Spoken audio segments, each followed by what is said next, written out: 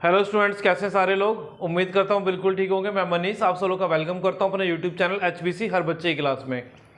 आज हम लोग class 9th math chapter 10 circles का जो एक्सरसाइज 10.4 है उसका क्वेश्चन नंबर 5 कंटिन्यू करने वाले हैं। देखिए भाई क्या कह रहा है। 3 girls Reshma, Salma and Mandeep are playing a game by standing on a circle of radius 5 meter drawn in a park. यानी कोई सर्कुलर पार्क है जिसका रेडियस है कितना 5 मीटर। 3 लड़कियां हैं, रेशमा है, सलमा है और मनदीप है। ठीक है। Reshma thrown a ball to Salma. Reshma ball फेंकती है किसको? सलमा को। सलमा मनदीप को एंड मनदीप रेशमा को। ठीक है। ये तीनों लोग आपस में बॉल फेंक के खेल रहे हैं। If distance between Reshma and Salma between Salma and Mandeep is 6 meter. यानी कि रेशमा और सलमा एक दूसरे कितना खड़ी है? 6 मीटर दूर खड़ी हैं। और इसी तरीके से सलमा और मनदीप खड़ी है कितना? 6 मीटर दूर खड़ी हैं। What is the distance between Reshma and Mandeep. अब जो रेशमा और मनदीप है उनके बीच में क्या दूरी है वो बतानी है हमें। तो पहले उसका फिगर ड्रॉ कर लेते हैं। सपोज ये सर्कुलर पार्क है, ठीक है भाई, और ये इसका सेंटर हो गया पार्क का। अब यहां पर 3 लड़कियां खड़ी हैं, रेशमा, सलमा और Mandeep. R for Reshma, S for Salma, M for Mandeep. ठीक है। अब जो क्या कह रहा है कि जो सर्कल का रेडियस है, ठीक है, वो कितना है? 5 मीटर है। और रेशमा और सलमा की जो दूरी है वो 6 मीटर है। सलमा और मनदीप की दूरी है 6 मीटर। और हमें फाइंड करनी है किसकी? रेशमा और मनदीप की। यानी कि ये जो डिस्टेंस है ये हमें फाइंड करना है। चलिए भाई स्टार्ट करते हैं अपने क्वेश्चन में सॉल्यूशन। अब इसका फिगर कंप्लीट कर लेते हैं। O को R से ज्वाइन करोगे, O को M से ज्वाइन करोगे, O को S से ज्वाइन करोगे। अब देखो ये 5 मीटर है, ये 5 मीटर है और ये भी क्या है? 5 मीटर है। तो 3 रेडियस मिल गए। तो हम लोग क्या कह सकते हैं? O R equal to O S equal to O M. और ये सारे कितने हैं? 5 मीटर हैं। Reason radii of the circles, ये तीनों सर्कल के रेडियस हैं तो इक्वल हो जाएंगे। ठीक है। अब इसके बाद क्या कह रहा है वो, जो रेशमा और सलमा है उनके बीच का जो डिस्टेंस है वो 6 मीटर है। इसको 5 को थोड़ा ऊपर कर लेते हैं। इसी तरीके से सलमा और मनदीप का जो डिस्टेंस है वो भी 6 मीटर है। तो मैं यहाँ पे क्या कह सकता हूँ? RS यानी कि Reshma and Salma equal to Salma and Mandeep equal to 6 metre. ठीक है। अब अगर आप लोग ध्यान दोगे, जो RS है वो कोड का काम कर रहा है और SM है वो भी कोड का काम कर रहा है। चलिए भाई, अब हमें जो फाइंड करना है इस फिगर के अंदर, हमें फाइंड करना है रेशमा और मनदीप के बीच में जो डिस्टेंस है वो हमें फाइंड करना है। ठीक है भाई। तो हमें फाइंड क्या करना है? RM हमें फाइंड करना है। चलिए अब आप लोग ध्यान से देखेंगे, जो ORSM है ये एक फिगर ड्रॉ कर रहा है, क्वाड्रिलेटरल है। अगर आप लोग देखोगे इसकी OR और OM 5 मीटर है, RS और SM 6 मीटर है। यानी कि दो साइड इक्वल है, दो साइड अनइक्वल है। तो इसको क्या बोलेंगे? काइट बना रहा है। तो हम लोग क्या कह सकते हैं? ORSM एक काइट फिगर ड्रॉ कर रहा है। काइट की प्रॉपर्टीज आप लोगों ने पढ़ी होंगी अपनी प्रीवियस क्लासेस के अंदर, कि जो काइट के डायगोनल्स होते हैं वो क्या करते हैं? बाइसेक्ट करते हैं, एक डायगोनल दूसरे डायगोनल को इक्वल 2 पार्ट में डिवाइड करता है। तो हम लोग कह सकते हैं कि जो डायगोनल है ORSM काइट का, जो डायगोनल है OS, वो डायगोनल RM को बाइसेक्ट कर रहा है, 2 इक्वल पार्ट में डिवाइड कर रहा है। अब मैं यहां पर पॉइंट ले लेता हूं N, यहां पर ले लेता हूं पॉइंट N। यानी कि जो RM है वो क्या हो जाएगा? RN plus NM। और जो RN है उतना ही एनएम भी होगा। क्यों? बाइसेक्ट कर रहा है उसको। चलिए भाई अपने क्वेश्चन पर आ जाते हैं अब हम लोग। अब कंस्ट्रक्शन करेंगे, एक छोटी सी कंस्ट्रक्शन कर लेते हैं। हम लोग क्या करते हैं, ये जो डायगोनल है आर एस जो डायगोनल है उस पर एक परपेंडिकुलर ड्रॉ कर लेते हैं सेंटर से। इसका नाम रख देते हैं ओ एल। ओ एल एक परपेंडिकुलर है किससे? सेंटर से। किस पे? कोड आर एस पर। तो O L perpendicular to R S. अगर सेंटर से कोई भी परपेंडिकुलर ड्रॉ कर रहे हो आप कोड पर, वो क्या करता है? कोड को बाइसेक्ट करता है। तो यहां से हम लोग कह सकते हैं R S equal to R L plus L S, और ये बाइसेक्ट हो रहे हैं। तो जो आर एल है वो कितना हो जाएगा? 3 मीटर। मैं यहां से क्या कह सकता हूं? आर एल कितना हो गया? 3 मीटर। और जो एल एस है वो भी 3 मीटर ही हो, क्योंकि बाइसेक्ट हो रहे हैं। लेकिन मुझे अभी जब मैं क्वेश्चन कराऊंगा तो मुझे एल एस की नीड नहीं है फिलहाल में, तो मैं सिर्फ आर एल लिख रहा हूँ। हालांकि जितना आर एल है उतना ही एल एस भी है। मैं एक काम करता हूँ, यहाँ पर लिख भी देता हूँ, ये 3 है और ये वाला जो है ये भी 3 है। तो ये कंप्लीट 6 बन जाएगा। 3 + 3 6 बन जाएगा। चलिए भाई अब आ जाते हैं हम लोग अपने ट्राइंगल में। इस ट्राइंगल को कंसिडर करते हैं, triangle O L R. Triangle O L R को कंसिडर करते हैं। देखिए भाई एल पर 90 डिग्री बना रहा है ये। In triangle O L R, अब आपको मालूम है अगर ओ एल आर यहाँ पर एल पर 90 डिग्री बना रहा है तो ये राइट एंगल ट्राइंगल है। और राइट एंगल ट्राइंगल के अंदर हम लोग क्या यूज कर सकते हैं? पाइथागोरस यूज कर सकते हैं। और वहां से हम लोग क्या करेंगे? ओ एल की जो मेजरमेंट है वो फाइंड कर लेंगे। चलिए भाई क्या होता है? Perpendicular square plus base square equal to hypotenuse का स्क्वायर। 90 डिग्री के ठीक अपोजिट कौन सी साइड बन रही है? O R. ये क्या काम करेगी? हाइपोटेन्यूज का काम करेगी। ओ आर का square equal to base. Base आप ले सकते हो आर एल को, और परपेंडिकुलर किसको ले लोगे आप लोग? ये जो ओ एल है। अब ओ एल का स्क्वायर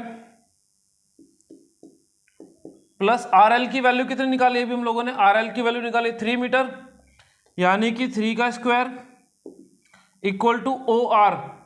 अब आप ध्यान दीजिएगा भाई, ओ आर हम लोगों ने क्या माना हुआ है? रेडियस है। ओ आर देखिए भाई रेडियस है और कितना है? 5 मीटर है। तो इसको लिख सकते हैं 5 का स्क्वायर। इसके बाद का इधर कर लेते हैं थोड़ा सा। अब हम लोग O L square plus 9 equal to 5 का स्क्वायर 25। अब ओ एल स्क्वायर क्या हो जाएगा? 25। ये 9 हमारा इधर प्लस में है, 25 के पास जाएगा तो माइनस में। ओ एल स्क्वायर 25 माइनस 9 करोगे तो कितना आ जाएगा? 16 आ जाएगा। अब ओ एल की वैल्यू निकालनी है तो इसका क्या कर देंगे? 16 का रूट कर दोगे तो ओ एल की वैल्यू हमारे पास आ गई कितना? 4 मीटर। अब देखिए भाई ओ एल की वैल्यू हम लोगों ने निकाल ली है, 4 मीटर आ गई। अब हम लोग आ जाते हैं बड़े ट्राइंगल पे, O R S. O R S एक बड़ा ट्राइंगल है, इस ट्राइंगल पे आ जाते हैं हम लोग। इसके बाद का पार्ट मैं इधर कर रहा हूं। इन ट्राइंगल यह एक काम करते हैं, एरिया निकाल लेते हैं। Area of triangle O R S. अब एरिया का फार्मूला आप लोगों को मालूम। अच्छा इसके अंदर हम लोग दो चीजें ऐड कर लेते हैं। इसके अंदर मैं आर एस को बेस कंसिडर कर रहा हूं, R S base, and O L is height.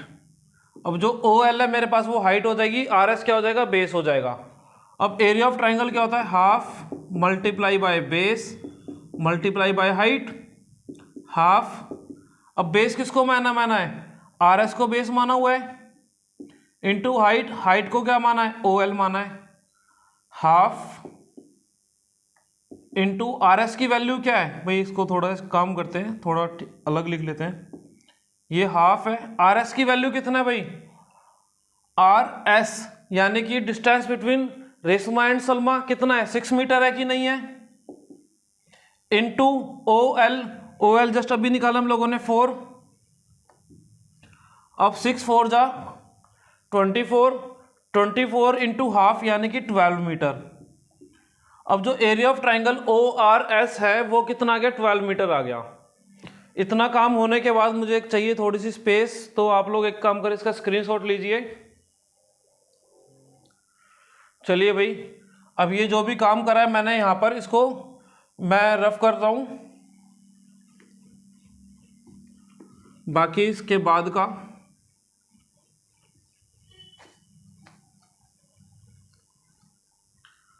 देखिए भाई। अभी हम लोगों ने ट्राइंगल ORS का एरिया निकाला हुआ है। हम लोगों ने बेस लिया था RS को और हाइट लिया था OL को। क्या मैं बेस और हाइट चेंज कर सकता हूँ? बिल्कुल चेंज कर सकता हूँ। तो इस बार मैं ORS का अलग से तरीका एरिया निकालने की कोशिश करता हूँ।